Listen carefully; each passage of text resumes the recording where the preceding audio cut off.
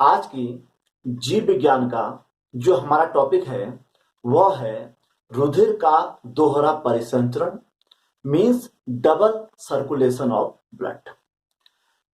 मनुष्य सहित सभी स्तनधारियों का जो हृदय होता है वह 4 कोष्ठकों का बना होता है, जिसमें ऊपर के 2 अलिंद होते हैं और नीचे के 2 निलय होते हैं। हृदय में यदि हम यहाँ पर देखें तो यह बायां अलिंद है। अलिंद को हम ऑरिकल कहते हैं, तो इसको हमने यहाँ पर लेफ्ट ऑरिकल लिख दिया है। इसी प्रकार नीचे का यह लेफ्ट वेंट्रिकल मीन्स बायां निलय कहलाएगा।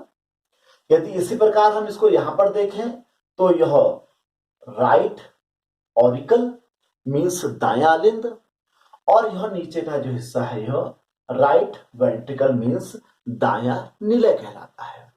तो मनुष्य का हृदय जो है इस प्रकार यह 4 कोष्ठों का बना होता है।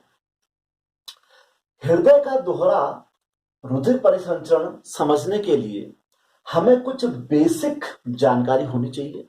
जैसे हृदय में जब भी रुधिर प्रवेश करता है तो वह अलिंद से प्रवेश करता है, और हृदय में रुधिर जब भी प्रवेश करता है वह वेन्स यानी कि सिराओं की सहायता से प्रवेश करता है।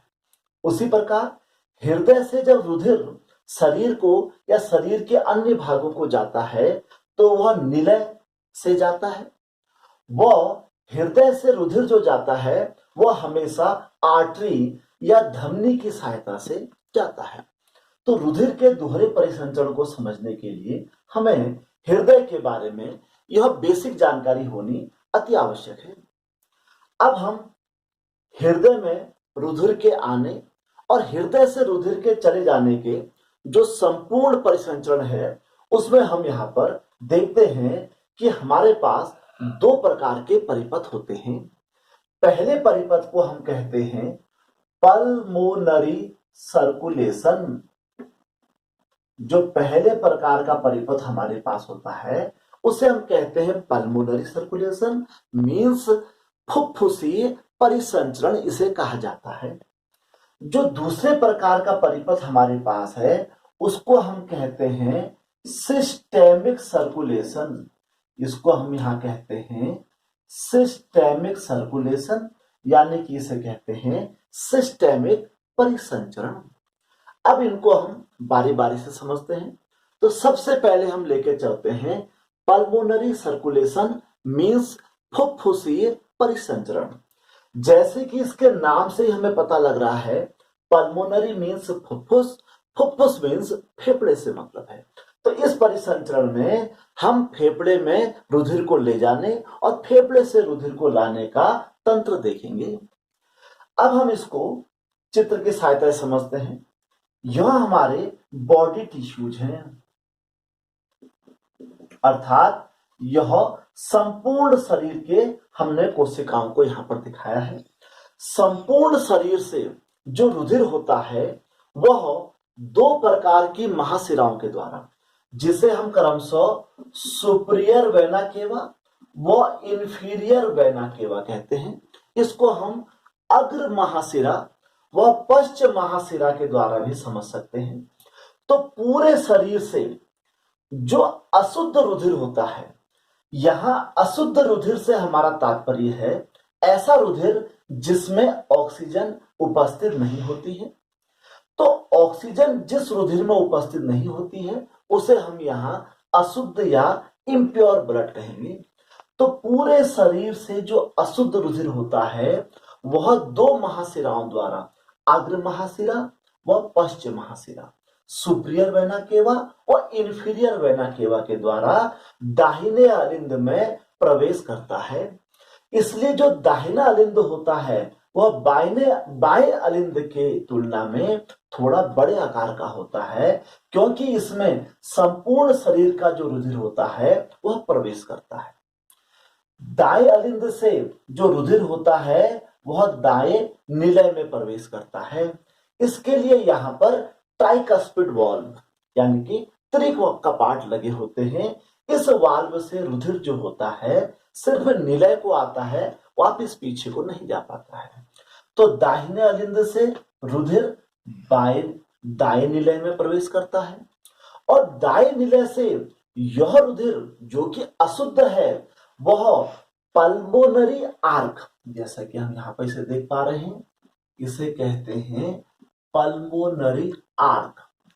आर्क को हम चाप भी कहते हैं, तो इसको हम कहते हैं फुफ्फुसीय चाप।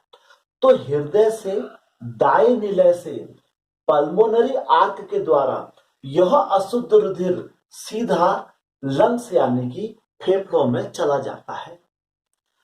फेफड़ों में गैसीय विनिमय होता है, अर्थात इस अशुद्ध रुधिर की जो कार्बन डाइऑक्साइड है वह फेफड़ों में चली जाती है और फेफड़ों से जो शुद्ध ऑक्सीजन होती है वह इस रुधिर में मिल जाती है। इस प्रकार जो फेफड़े होते हैं, लंग्स होते हैं, वो इस ऑक्सीजन रहित रुधिर में ऑक्सीजन को प्रवाहित कर देते हैं।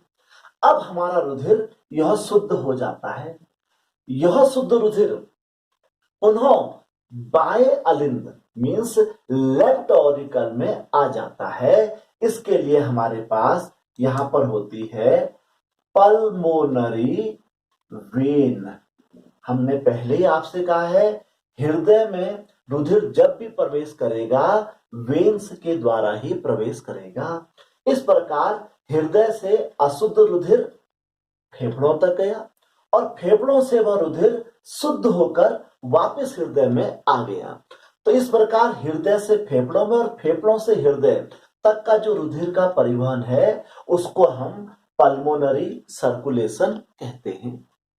अब हम इसके दूसरे परिपथ में चलते हैं जिसका नाम है सिस्टेमिक सर्कुलेशन।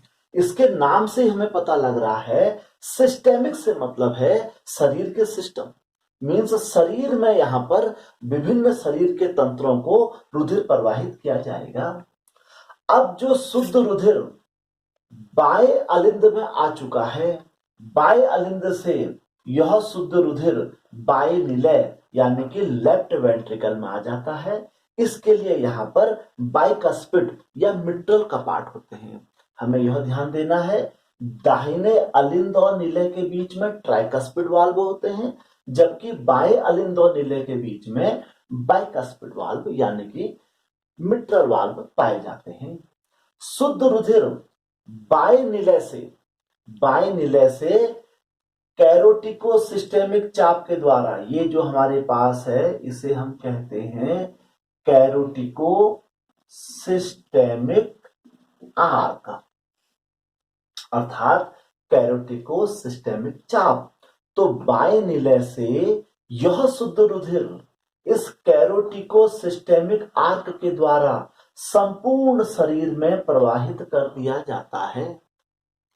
जब यह शुद्ध रुधिर संपूर्ण शरीर में जाता है तो शरीर की कोशिकाओं को ऑक्सीजन प्राप्त हो जाती है और बदले में भोजन के श्वसन से यानी कि रेस्पिरेशन से जो कार्बन डाइऑक्साइड गैस उत्पन्न होती है वह इस रुधिर में मिल जाती है, जहां से रुधिर फिर से अशुद्ध हो जाता है और यह अशुद्ध रुधिर पुनः अग्र और पश्च महाशिरा के द्वारा हृदय के दाहिने अलिंद में प्रवेश कर जाता है। इस प्रकार हमने देखा कि शरीर में एक बार प्रवेश करने के लिए रुधिर को हृदय में 2 बार प्रवेश करना पड़ता है। तो शरीर में एक बार प्रवाहित होने के लिए हृदय में रुधिर को जो 2 बार प्रवेश करना पड़ता है इसे रुधिर का दोहरा परिसंचरण या डबल सर्कुलेशन ऑफ ब्लड कहा जाता है। इस प्रक्रिया में हमने देखा जो हृदय का दाहिना भाग है उसमें हमेशा अशुद्ध रुधिर उपस्थित होता है और जो बायां भाग है उसमें हमेशा शुद्ध रुधिर उपस्थित होता है। इस प्रकार हृदय में शुद्ध व अशुद्ध दोनों रुधिर एक ही समय में उपस्थित होते हैं पर आपस में कभी भी नहीं मिलते हैं। पल्मोनरी सर्कुलेशन व सिस्टेमिक सर्कुलेशन के अलावा एक सर्कुलेशन इसमें और पाया जाता है जिसको हम कहते हैं कोरोनरी सर्कुलेशन। कोरोनरी सर्कुलेशन से मतलब है हृदय परिसंचरण। यह तीसरे प्रकार का परिसंचरण होता है जिसमें यह जो हृदय है, हृदय की सतहों को शुद्ध रुधिर प्रवाहित किया जाता है। इसके लिए कोरोनरी आर्टरीज होती हैं, कोरोनरी धमनियां कहते हैं जिन्हें। कोरोनरी धमनियां हृदय की सतहों को शुद्ध रुधिर प्रवाहित करती हैं। वहां से अशुद्ध रुधिर कोरोनरी वेन्स मींस हृदय सिराओं के द्वारा कोरोनरी साइनस पर पहुंचता है।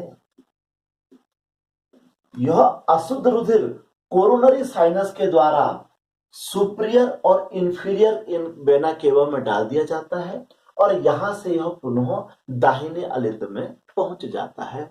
इस प्रकार हमने रुधिर के दोहरे परिसंचरण में देखा कि रुधिर का शरीर में एक बार प्रवाहित होने के लिए हृदय में 2 बार प्रवेश करना पड़ता है, जिसे रुधिर का दोहरा परिसंचरण कहते हैं।